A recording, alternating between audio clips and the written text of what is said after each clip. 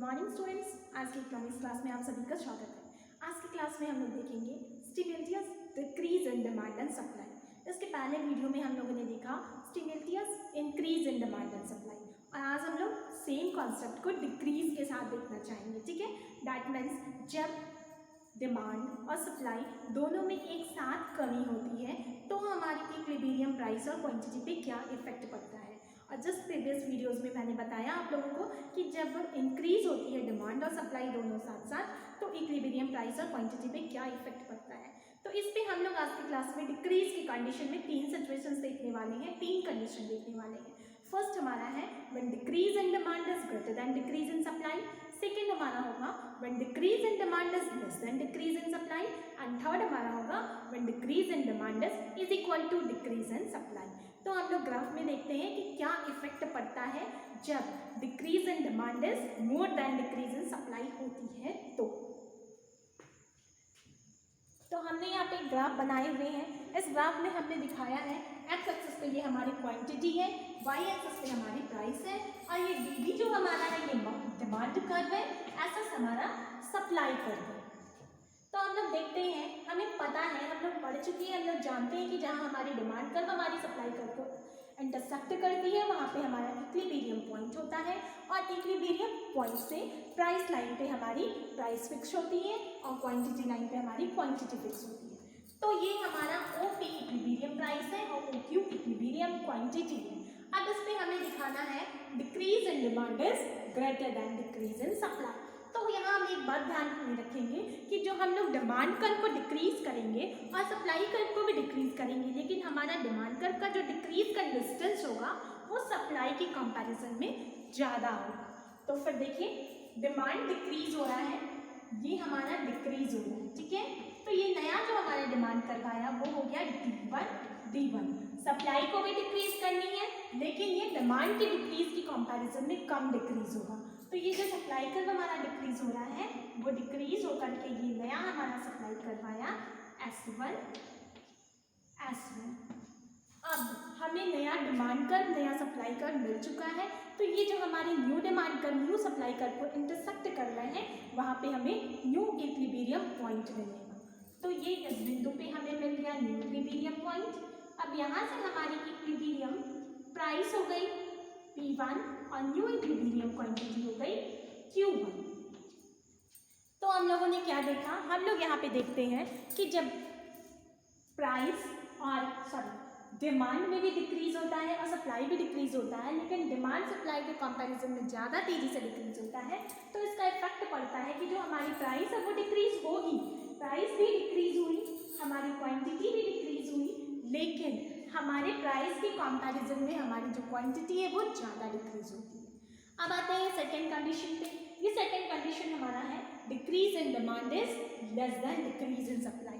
यहाँ पे भी हमारी डिमांड और सप्लाई दोनों डिक्रीज हो रही है, लेकिन जो हमारी डिमांड डिक्रीज हो रहे हैं वो सप्लाई में डिक्रीज होने से कम डिक्रीज हो रहे हैं, कि कंपैरिजन में कम डिक्रीज हो रहे हैं। तो यहाँ पे भी हमने सेम किया हुआ है, डिमांड और सप्लाई कर्व बनाए हुए हैं, ये दोनों एक दूसरे को ई पॉइंट पे इंटरसेक्ट कर रहा है। तो ये ई पॉइंट हमारा इक्विलिब्रियम हो गया, और यहाँ से equilibrium price O P, equilibrium quantity O Q. अब हम यहाँ दिखाएंगे decrease in demand is less than decrease in supply. First demand decrease हो रही है, तो ये जो हमारा नया डिमांड कर्व बन रहा है वो इस तरह से D1 बन रहा है, ये डिक्रीज हुई।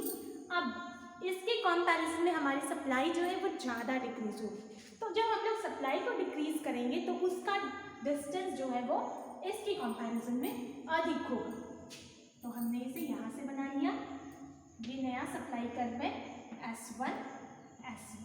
अब हमें नया इक्विलिब्रियम पॉइंट मिला जब ये हमारी S1 और D1 एक दूसरे को इंटरसेक्ट कर रहे हैं, तो इस बिंदु पे हमें नया इक्विलिब्रियम पॉइंट मिला जिसका हमने नाम दिया E1। अब इस पॉइंट से हमें न्यू इक्विलिब्रियम प्राइस मिली P1 और क्वांटिटी मिला Q1। तो यहाँ हम लोग क्या देखते हैं, demand decrease in demand is less than decrease in supply के सिचुएशन में प्राइस हमारी इंक्रीज हो रही है, लेकिन सप्लाई क्वांटिटी हमारी डिक्रीज हो रही है। और दूसरी चीज़ हम लोग ये देखते हैं कि जो इंक्रीज इन प्राइस है इसका जो रेशियो है वो डिक्रीज इन क्वांटिटी से कम है, means decrease in quantity is more than decrease in price, increase in price. और जो थर्ड हमारा सिचुएशन है वो है decrease in demand is equal to decrease in supply. यहाँ पे हमारा डिमांड भी डिक्रीज हो रहा है, सप्लाई भी डिक्रीज हो रही है और दोनों इक्वली डिक्रीज हो रही है।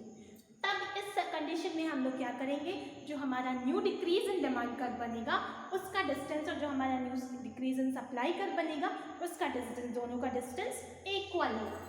तो देखिए इस तरह से डिक्रीज इन डिमांड कर्व हमने बनाया, इसका नाम दिया D1 D1। अब सेम डिस्टेंस में हमारा सप्लाई कर्व भी डिक्रीज होगा तो इसका नाम हमने दिया S1 S1। ये दोनों एक दूसरे को इस बिंदु पे काट रहे हैं, price remain same and the quantity get less. तीसरे कंडीशन में हम लोगों ने देखा डिमांड भी डिक्रीज हुई है, सप्लाई भी डिक्रीज हुई है, दोनों सेम रेशियो में डिक्रीज हुई है। तो यहाँ ध्यान ये रखना है कि हम लोग जो न्यू डिमांड कर्व बनाएंगे और न्यू सप्लाई कर्व बनाएंगे दोनों का डिस्टेंस इक्वल होगा। तो क्या देखते हैं हम लोग कि new demand curve new supply curve को सेम P1 इस न्यू इक्विलिब्रियम पॉइंट P1 पे काटती है, जिसमें प्राइस हमारा सेम रहता है, प्राइस पे कोई चेंजेस नहीं होता है, लेकिन हमारी क्वांटिटी कम हो जाती है। तो ये थे कुछ ग्राफ्स जो हमें बताते हैं simultaneous change in demand and supply. ये हमें इफेक्ट बताते हैं, क्या इफेक्ट पड़ता है क्वांटिटी और प्राइस पे जब डिमांड और सप्लाई दोनों में एक साथ चेंजेस होते हैं। तो दोनों में एक साथ चेंज होने के 3 कंडीशंस हो सकते हैं। हमने तीनों कंडीशंस की ग्राफ देखे और एक्सप्लेनेशन मैं एक का बता दूंगी, आप लोग उसके अकॉर्डिंग तीनों का लिख लेंगे। एक्सप्लेनेशन में हम लोग सबसे पहले दिखाएंगे OX पे हमने क्वांटिटी शो की है, OY पे हमने प्राइस शो किया है। हमारा ओरिजिनल डिमांड कर्व DT है और ओरिजिनल सप्लाई कर्व SS है। जब डिक्रीज होता है डिमांड तो न्यू डिमांड कर्व शिफ्ट हो जाता है G1 D1 पे और सप्लाई डिक्रीज होती है तो न्यू सप्लाई कर्व हमारा S1 S1 पे शिफ्ट हो जाता है और हमें न्यू इक्विलिब्रियम पॉइंट E1 मिलता है। इस पॉइंट पे प्राइस हमारी कम होकर के O P1 हो जाती है और क्वांटिटी भी घट करके O Q1 हो जाती है। लेकिन यहाँ हम लोग एज अ रिजल्ट ये देखते हैं कि जो डिक्रीज इन प्राइस है और जो डिक्रीज इन क्वांटिटी है उसमें Q1 is greater than P1 होता है।